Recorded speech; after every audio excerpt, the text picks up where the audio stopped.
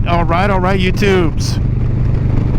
It's November, out riding. We just had our first big rainstorm. Guess we're fall heading into winter. Take this time and pour one out for all the people that have to winterize their motorcycles. We're lucky here in California, we get to ride year round. And I'm just heading up the coast, take a little rip. And I'm trying out these new Biltwell Bridgeport gloves.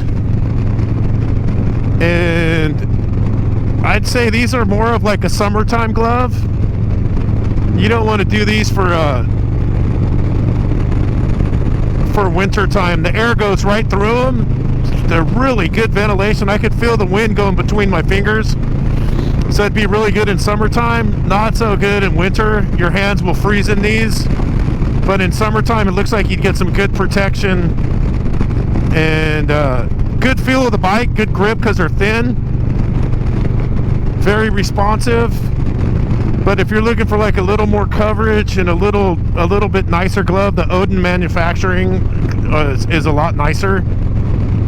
These are decent. Definitely not for cold weather though.